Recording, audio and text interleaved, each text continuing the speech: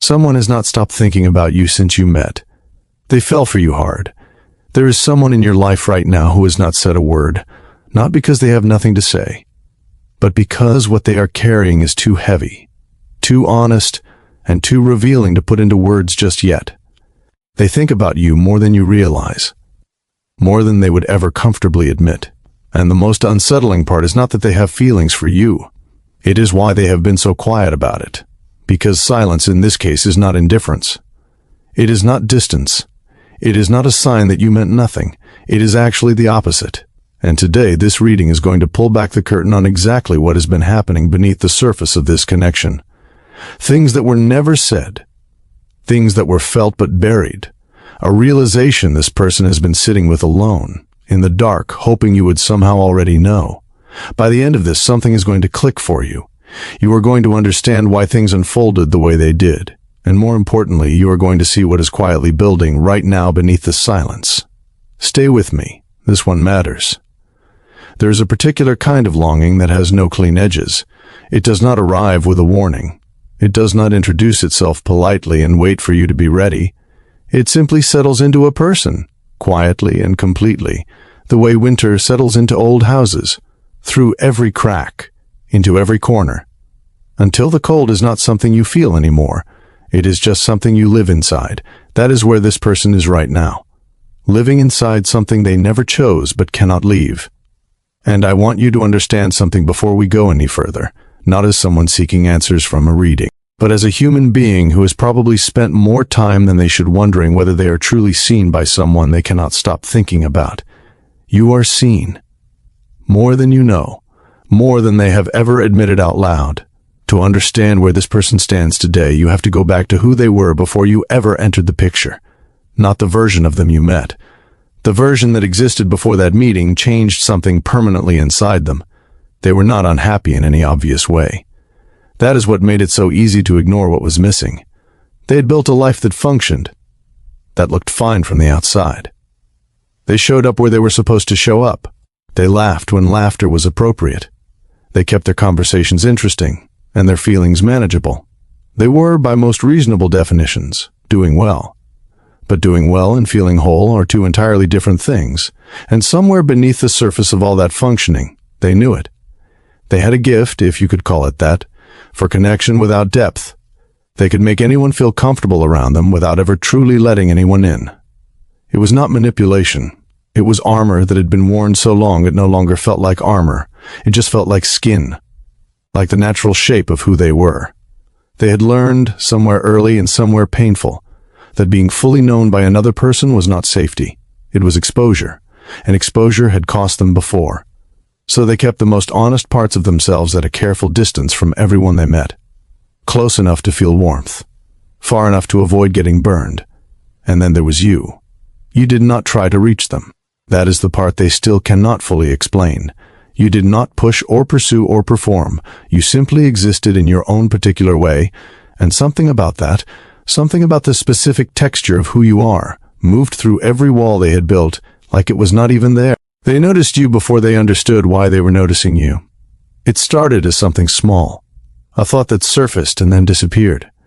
An awareness that something was different about being around you without being able to name exactly what that difference was. They filed it away. They moved on. They told themselves it was nothing. But the thought kept coming back, and it brought company. Soon they were thinking about you at times that made no logical sense, not just when something directly reminded them of you, but in the random, unguarded moments that belonged to no one. The 40 seconds between waking up and fully becoming conscious, the wordless stretch of a long drive.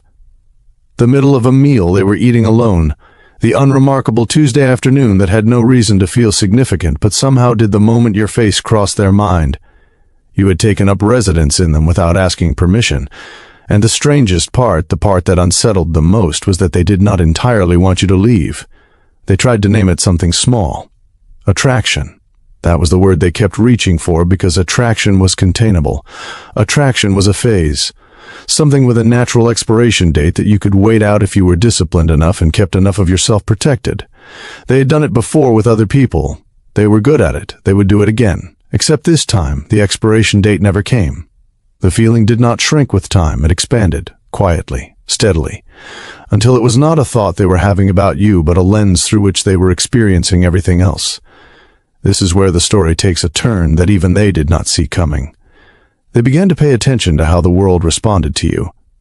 Not obsessively at first, just noticing. The way people oriented toward you in group settings without consciously deciding to. The way you could say something unremarkable and have it land with more weight than it would coming from anyone else. The way you carried yourself with this unhurried, unforced quality that made people want to stay in your presence longer than they planned. And something shifted in their chest. Not dramatically. Not in a way that announced itself. It was quieter than that. A subtle tightening. A low-grade awareness that began to hum beneath everything else whenever they thought about someone else experiencing what they had been too guarded to reach for. It was not the explosive kind of jealousy. It was the excavating kind. The kind that does not destroy anything but digs, and digs, until it hits something true, because the deeper it dug, the more they found. Not anger, not resentment, something closer to grief. A specific hollow ache that settled in when they started to understand what they were actually jealous of. They were not jealous of other people for having your attention. They were jealous of a version of themselves that had been brave enough to do something about how they felt before the window began to close. That was the moment. The grief of watching yourself miss your own life from a safe distance. That landed in them like nothing else had, and it changed the composition of everything that followed. After that, the memories started surfacing with a kind of insistence they could not dismiss. Not the big moments. Those are easy to reinterpret. Easy to rationalize away when you are determined to keep your feelings under control. It was the small ones that got through. The ones that had no logical reason to carry the weight they did. A specific look, one that lasted just slightly longer than casual, would explain. A conversation that started somewhere ordinary and ended somewhere neither of you had planned to go, leaving a silence afterward that felt less like an ending and more like something unfinished. A moment of shared laughter that hit differently than laughter usually does. The kind that makes you feel, for just a second, like you are the only two people the world has room for. Those moments lived in them with a persistence that logic could not touch. They would surface at inconvenient times and refuse to be filed away neatly. They were the evidence this person kept presenting to themselves in the private courtroom of their own mind. Evidence that what they felt was not invented, not projected, not wishful thinking dressed up as connection. It was real. It happened, and you were there for all of it, and I want to speak to you directly for a moment because this matters. You remember at least one of those moments. You held it quietly, loosely, not wanting to assign too much meaning to it in case you were the only one who felt it. But you kept it. You tucked it somewhere careful inside you, just in case it turned out to mean what it felt like it meant. It did. It always did. And then they pulled back. Maybe you felt it happen in real time. The warmth that went slightly cooler, the availability that became slightly less available, the momentum of something that felt like it was building, suddenly stalling without explanation. It was disorienting. Maybe it was painful. You may have quietly audited yourself in the aftermath, wondering what shifted, whether you had said something wrong, read the situation incorrectly, wanted something that was never actually being offered. Here is what actually happened beneath all of that surface behavior. They felt the depth of what was forming between you, and it frightened them in a way they were not prepared for, not because you had done anything alarming, but because the feeling itself was alarming in its size, in its specificity, in the way it refused to stay at a manageable level no matter how carefully they tried to regulate it. So they defaulted to the only response their nervous system knew how to execute when something felt too real. They created space, they went warm and then cool. They moved toward you and then retreated, not strategically, not with any intention of hurting you, but with the desperate, ungraceful energy of someone trying to protect themselves from something they did not yet know how to hold. They were not sending you mixed signals because they were indifferent. They were sending mixed signals because two completely genuine, completely contradictory things were happening inside them simultaneously. The part of them that wanted to move toward you and the part that was convinced, on some deep and unexamined level, that moving toward you would ultimately end in loss. There is a particular shame they carry now when they sit with this honestly. Not the kind that performs itself in apologies or explanations. The quiet kind. The kind that arrives at 3 a.m. when there is no one to perform composure for. They see every moment they had the opportunity to be courageous and chose the exit instead. Every time they let the fear speak louder than the feeling. And here is the truth that sits at the center of all of it. They did not pull back because you were not enough. They pulled back because somewhere inside them lived a version of themselves that did not believe they were enough for what being with you would actually require. That is the line beneath the mixed signals. That is the answer to every question you asked yourself in the silence after they retreated. It was never a reflection of your value. It was always a reflection of their fear. Something has shifted recently. It did not arrive with fanfare. There was no singular dramatic moment of revelation. It came the way most real internal changes come, gradually, and then all at once. They got tired. Tired of the mental negotiation. Tired of the back and forth between what they felt and what they allowed themselves to act on. Tired of watching their own life from a cautious distance while the feeling they had been managing grew too large to keep managing.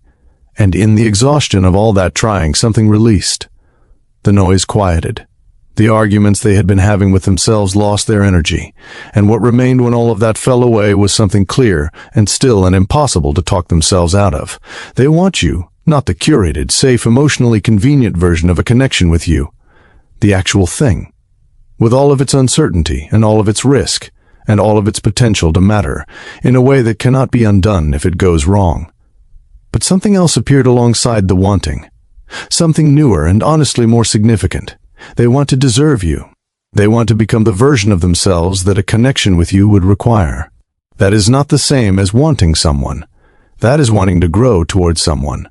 And that specific desire, the one that turns want into intention and intention into changed behavior, is what is different now from everything that came before. They are planning their return. Not rehearsing a performance, planning an honesty.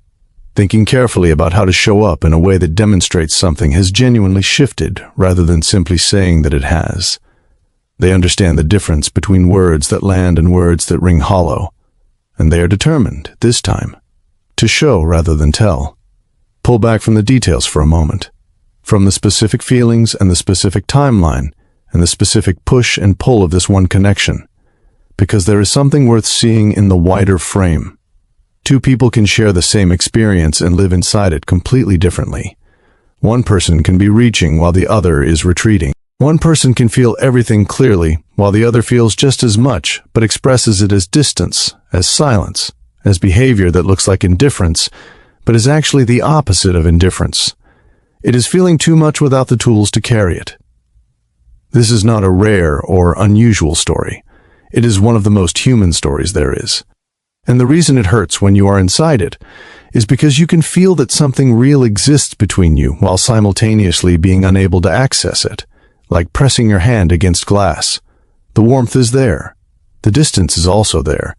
And you cannot resolve the two without someone being willing to break through. This person is breaking through, not quickly, not perfectly, but genuinely. With the unsteady, imperfect energy of someone who has finally decided that the cost of staying behind the glass is higher than the cost of risking what happens when it breaks. They are arriving at the truth you have been sitting with for longer than was comfortable. They are finding their way to a version of this connection that does not run on chemistry and avoidance, but on something slower and steadier and far more durable. There is a conversation building somewhere in the quiet of their internal world. Words that have existed only as feeling for a long time are beginning to find their shape. They are not ready to deliver them yet, but the distance between where they are and where they need to be is closing. When it comes, it will not be flawless. It will be a little unsteady, a little raw. It may not arrive the way either of you imagined it would, but it will carry something that polished words rarely do.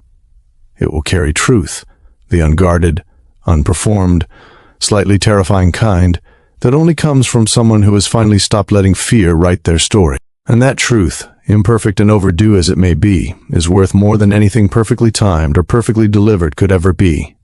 So hold yourself steady, not in anxious waiting, not in the exhausting posture of someone bracing for disappointment, but in the grounded, unhurried confidence of someone who knows exactly what they bring to a connection and has stopped apologizing for the size of it. Because here is what I want to leave you with, not as a reading, not as content, but as one person speaking plainly to another. You were never the one who needed to do more, be more, or shrink yourself into something easier to approach. You were always the destination. They were just still learning how to make the journey. They are learning.